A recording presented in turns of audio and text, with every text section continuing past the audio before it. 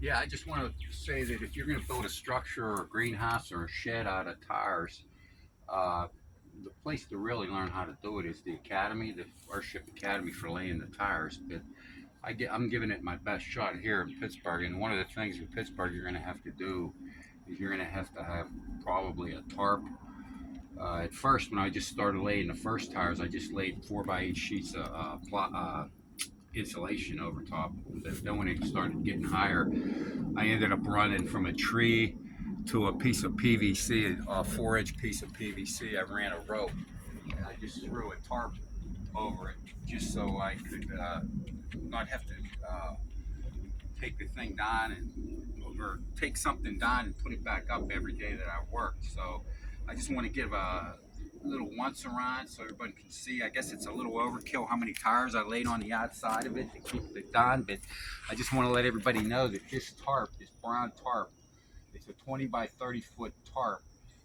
It cost me about $90. It actually took 80-mile-an-hour winds not too long ago. It tore up the golf course up in Shenley Park. Trees were everywhere, but this thing did not get, I don't know whether I have it like aerodynamically, like where the wind didn't lift it, but it just stayed put during 80-mile-an-hour winds. The only other winds, that's the highest winds I've ever had in Pittsburgh.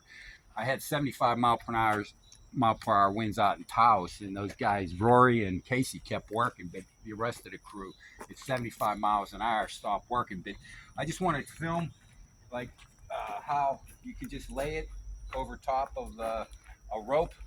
You can see how I have the PVC pipe holding one end of the rope, and then the trees holding the other end of the rope, and it just makes it so much easier if you just have something to work under when it's raining. And it's been raining a heck of a lot, and it's stayed dry so far.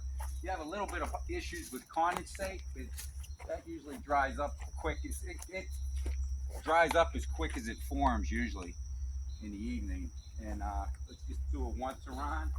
And I want to mention too that I said I used wood chips on the tires. I didn't fill the tires with wood chips. I used regular dirt to fill the tires and to pond the tires for the structural aspects of it. But on the outside, I used wood chips, and that's why when I batted them, they fell back, and that's why I had to redo them. And why'd you use wood chips? Wood chips is all I could get. Wood chips, I mean, the dirt, you have to go on contractors and landscapers, and you have to go pick it up. So me and my wife would go out and we'd get 22 buckets, 6-gallon buckets of dirt, and then come back and pound tires. But all the wood chips on the outside here you get for free from the city. There's a pile that we got from a landscaper. There's plenty of wood chips, so if you're interested in, just doing for the insulation aspects of it, wood chips I'm sure are going to work pretty good. And then we also got hay when we couldn't get wood chips. Some church up the street threw out 50 bales of hay, so I found some use for them. So the outside now is a mixture of dirt, wood chips, and hay. If you notice, I just tied off all the park with tires, and I'm going to come back and I'm going to take the tires off and put spikes in, rebar spikes, because it's kind of unsightly, all these tires on the outside, but they do work. And yeah, I just wanted to make that clear that if you're going to pond tires for the structure, it'd be best to just use dirt.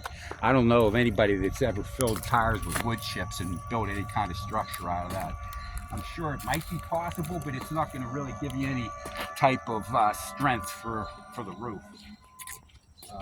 Here's my tire steps here on the outside, and I put a lot of peppermint here to try and keep the ticks down. Ticks don't like peppermint.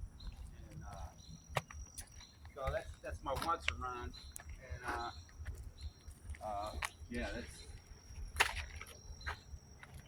that's it.